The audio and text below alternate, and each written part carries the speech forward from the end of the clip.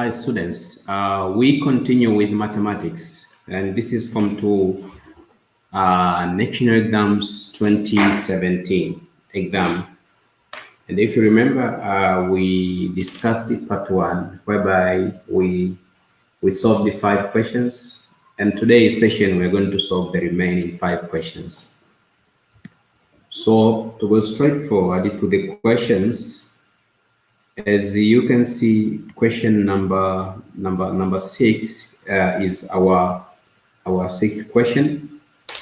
So question number 6, the question says that find the equation of a straight line passing through point 3, 5, and 7, 9, and express your answer in the form y equals to mx plus c.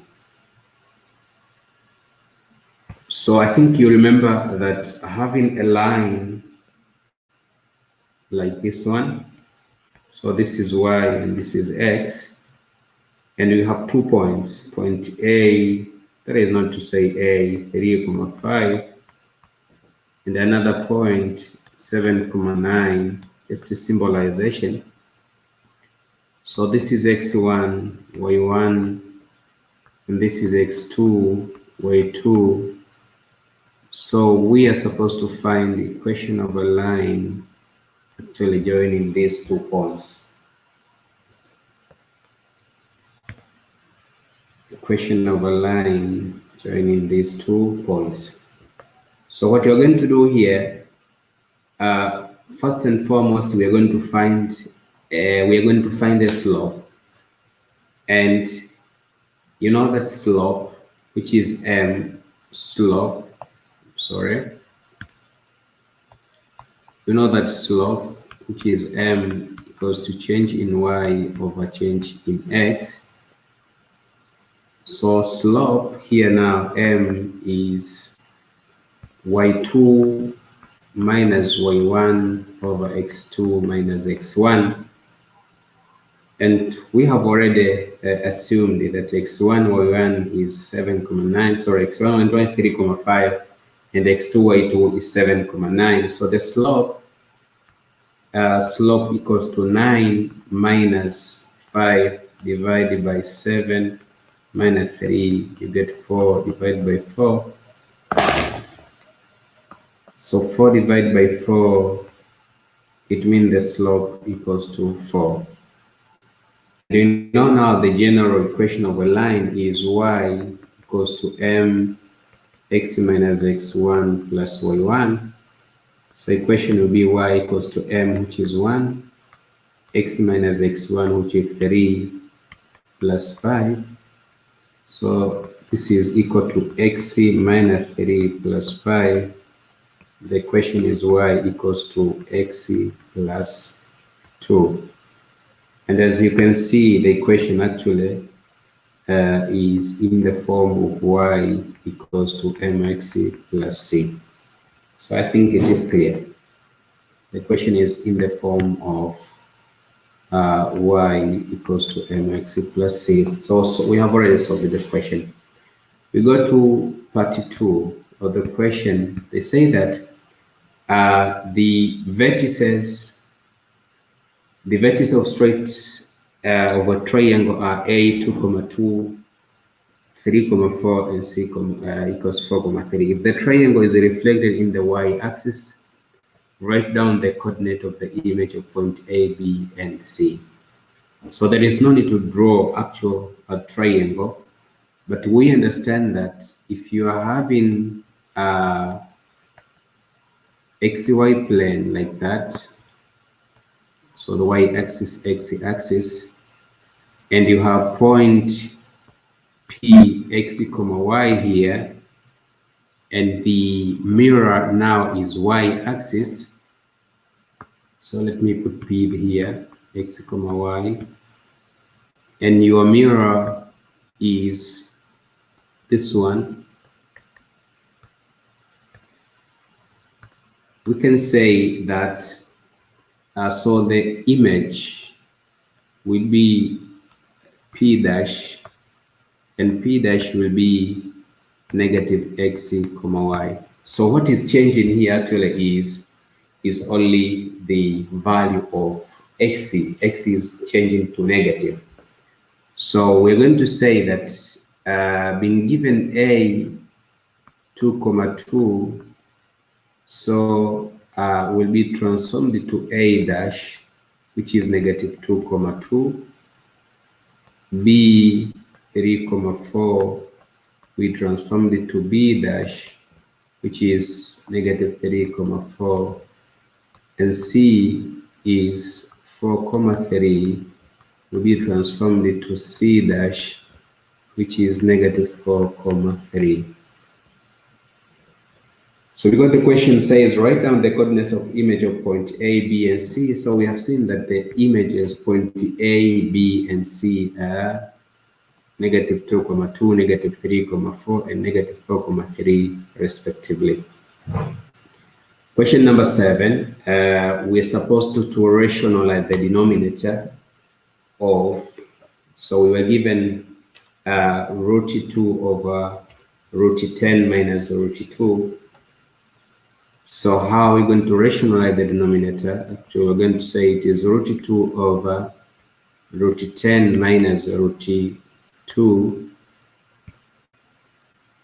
and you're going to multiply this with root 10 plus root 2 over root 10 plus root 2.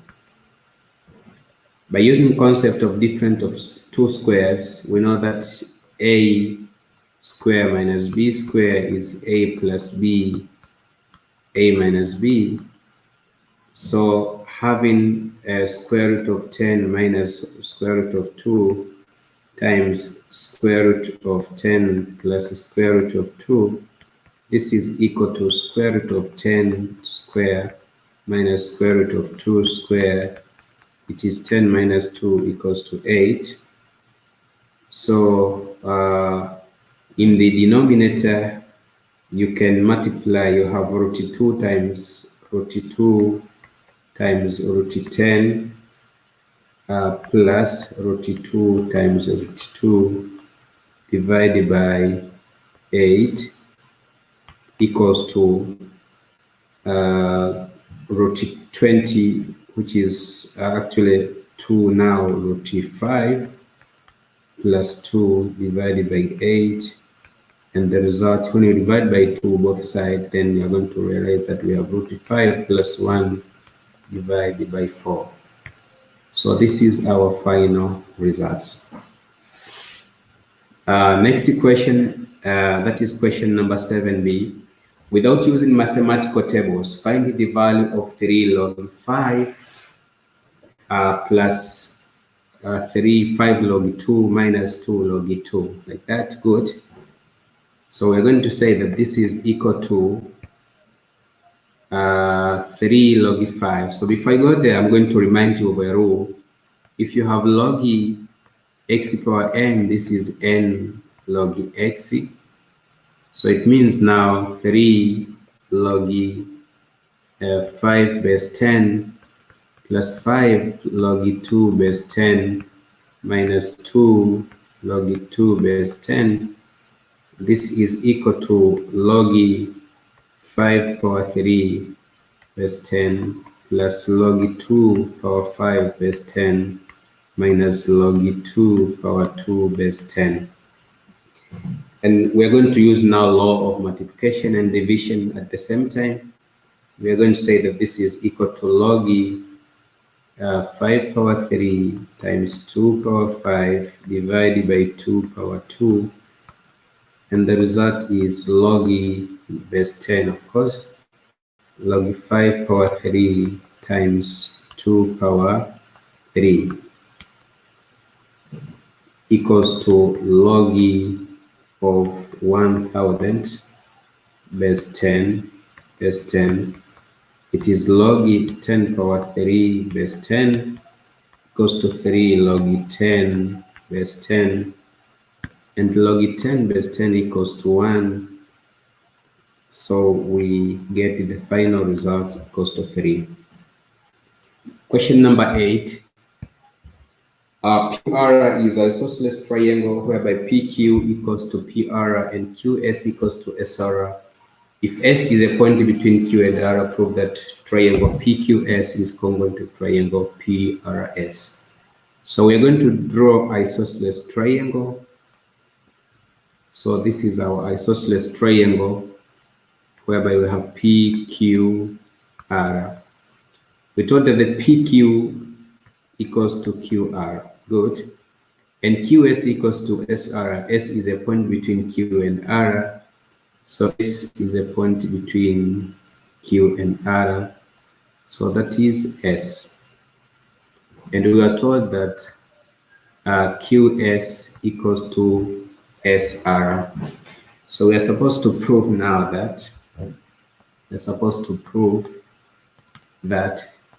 triangle PQS is congruent to triangle PRS. So here is the proof.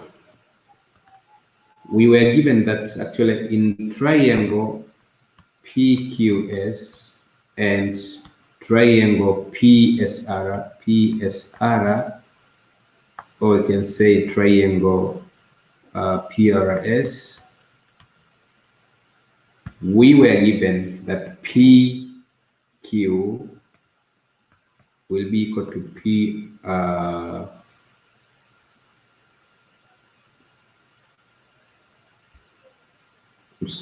actually the information at the beginning is PQ equals to PR. So there we go. So PQ equals to PR. So this is given. And also QS equals to SR. Again, this is given.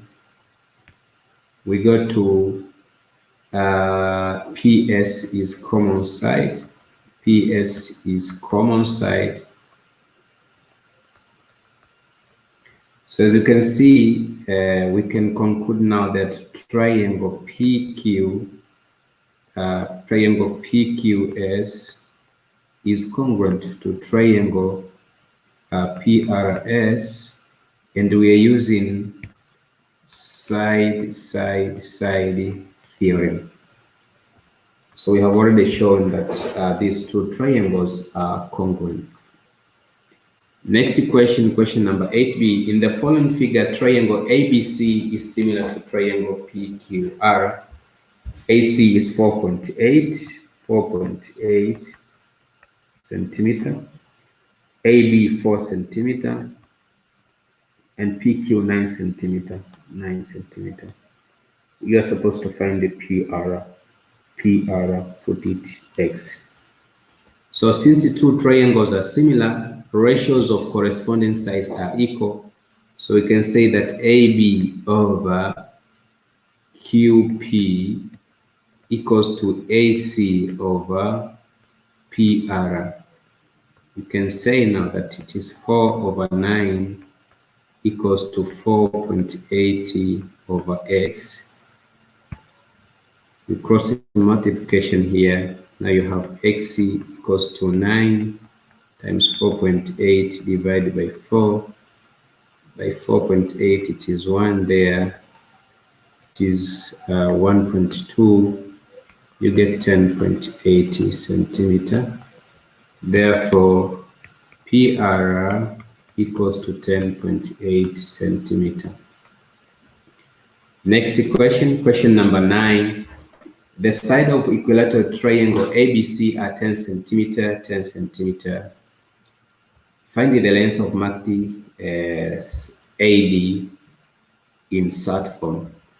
So here is going to be 5 centimeter also, and here is 5 centimeter, and we are supposed to find the AD. So in this triangle here, triangle ABD, we're going to see, we see here actually that if you take BD square plus AD square equals to AB square. So BD square is 5 square plus AD square equals to 10 square, meaning that AD square equals to 10 square minus 5 square, equals to 100 minus 25 equals to 75 centimeter square. Of course, that is AD square. So AD, dear friends, is square root of 75, and this is actually a square root of 25 times 3. You can say that actually it is 5 square root of 3 centimeter. Question number 9b. Without using mathematical tables, find the exact value of. So we're supposed to find the exact value of tan 45. So tan 45, dear friends, equals to 1. Tan 30 equals to root 3 over 3. Now, when you go to solution, so you have 1 plus root 3 over 3 divided by 1 minus root 3 over 3 times 1. You get root 3 plus 3 over 3 over 3 minus root 3 over 3. The result is root 3 plus 3 over 3 minus root 3. So you're going to multiply, you're going to rationalize the denominator, multiply by 3 plus root 3, 3 plus root 3 equals to, so we have root 3 plus 3 square divided by, it is 3 square minus root 3 square equals to root 3 square, it is 3 plus 6 root 3 plus 9 divided by 9 minus 3. So 3 plus 9, you get 12. It is 12 plus 6 root 3 divided by 6 equals to 2 plus root 3. So this is the final answer. We go to question number 10. Question number 10, in a primary school of 150 pupils, 50 students study Hisabati, 70 study science, and 40 study both subjects. By using appropriate formula, calculate the number of pupils who study neither Hisabati nor science. So here we are going to say that let NU be total number of students, and NH number of those who study Hisabati, and S number of those who study science. So from the question, we were given already number of university, total number of students is 150, and we were given number of those who are studying Hisabati 50, number of those who study science 70, number of those who study science, both science and Hisabati, they are 40. So we have to find the number of those who study both, those who study actually science or Hisabati. This is number of H plus number of S minus number of H intersection S. The result is equal to 50 plus 70 minus 40. You get 80 students.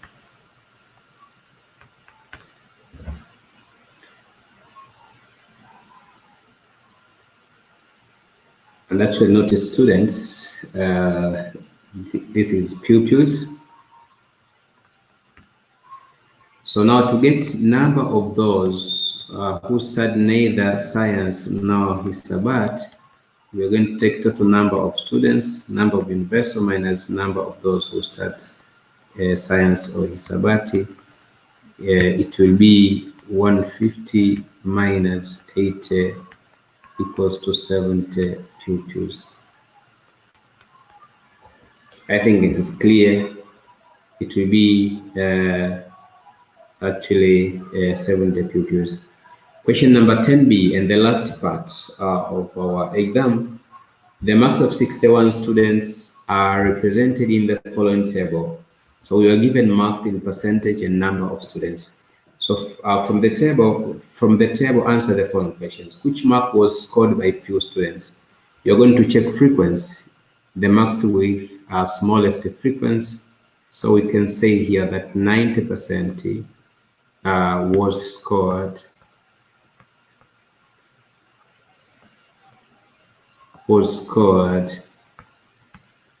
by few students. What was the highest mark? So from the marks given, you can see that actually the highest mark is 90%. If 3% was the pass mark in the examination, how many students passed the exam? You can see now from 50, you're going to add these frequencies. So it is 10 plus 18 plus 9 plus 4 plus 3 plus 2 equals to 28 plus 9, 37, 41. Come again, 28, 37, 41, 44, 46. So 46 students, so the 60 pupils passed. Which mark was scored by many students? So we are going to check the marks with highest frequency, and for our case is 60. So 60% was scored by many students. By many pupils, sorry. So dear friend, that is the end of our solution.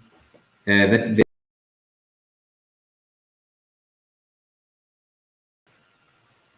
is the end of solving sessions. I hope you followed clearly, you followed with